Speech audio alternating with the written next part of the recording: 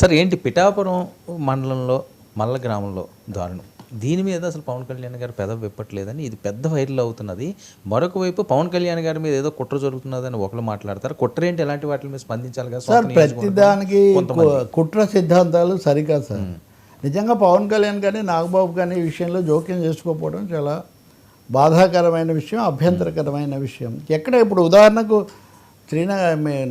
కాశ్మీర్లో జరిగిన దాని మీద పవన్ కళ్యాణ్ గారిది వెంటనే వచ్చింది. ఆయన 3 రోజుల పాటు దీని మీద సంతాపం పాటించమని జనసేన అఫీషియల్ దీంట్లో పెట్టారు. మరి వాళ్ళ సొంత నియోజకవర్గంలో ఈ మల్లాం అనే చోట మొన్న నేను మాట్లాడాను.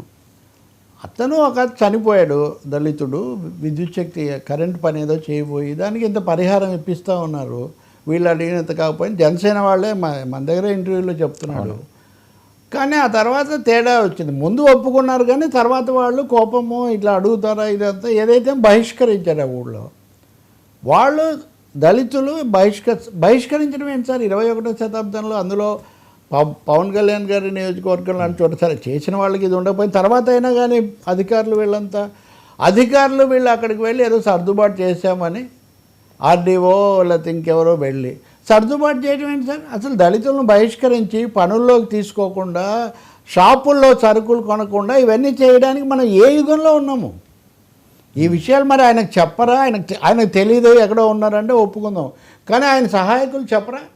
ఇంతకంటే సామాజిక సమస్య, సామాజిక న్యాయానికి జరిగే ఉల్లంఘన ఇంకేముంటుంది? ఇంకోటి కూడా మనం మాట్లాడాం కదా, రఘురామకృష్ణరాజు గారి నియోజకవర్గంలో పాలకోడేరు మండలం ఆ ఊరు, అక్కడ అల్లూరు సీతారామరాజు నగర్ కూల్చేశారు సార్. పేరు కూడా అది అల్లూరు సీతారామరాజు నగర్. పేదలు 15 ఏళ్ళ నుంచి 55 పాకలు వేసుకొని ఉంటున్నారు. వాళ్ళు స్వయంగా రాజుగారికి వెళ్ళి చెప్పొచ్చారు, అయినా దాన్ని కూల్చేశారు. వాళ్ళని రానివ్వలేదు. వాళ్ళు అక్కడ ఈ 2 అంశాలు ఇద్దరు బాగా తెలిసిన మనుషులు. అందులో పవన్ కళ్యాణ్ గురించి అసలు పిఠాపురంలో జరగడం నిజంగా చాలా ఇబ్బందికరమైందే కాదు ఆ పార్టీ వాళ్లకు. దీని మీద మీరు అన్నట్టు కుట్ర సిద్ధాంతాలు, దళితులు ఏం కుట్రలు చేస్తారు సార్? ఒకవేళ రాజకీయ పార్టీలు అంటే మీరు ఏదైనా ఉండొచ్చు, కానీ బహిష్కరణ నిజం కాదా? నేను 99 టీవీలో ఆ పార్టీ నాయకుడు ఒక ఆయన ఆయన కూడా దళిత నాయకుడే.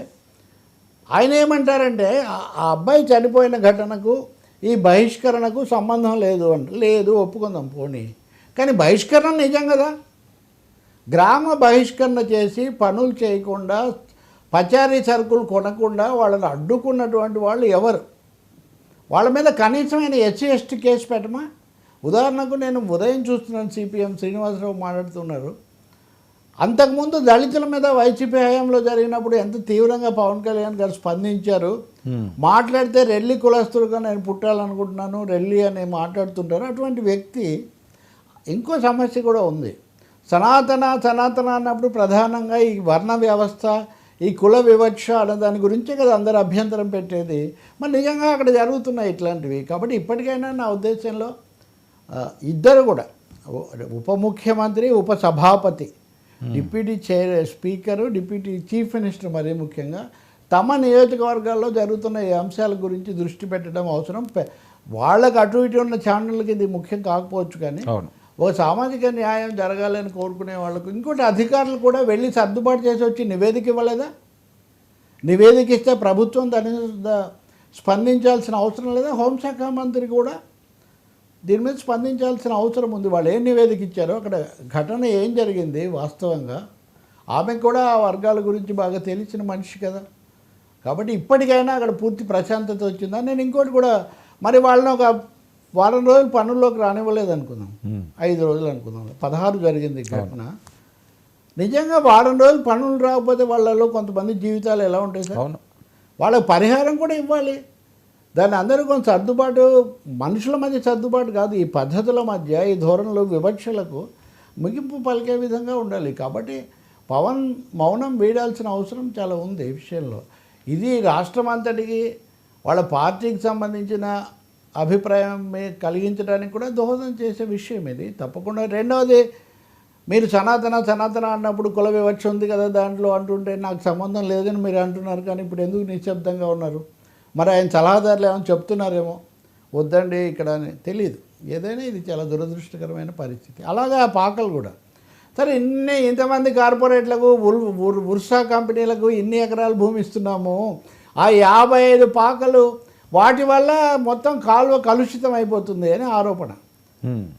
ఎన్ని కంపెనీలు సార్, అసలు ఫార్మా కంపెనీలు, ఆక్వా పెద్ద పెద్దవి ఇవన్నీ అక్కడ, అది పెద్ద సమస్య కదా.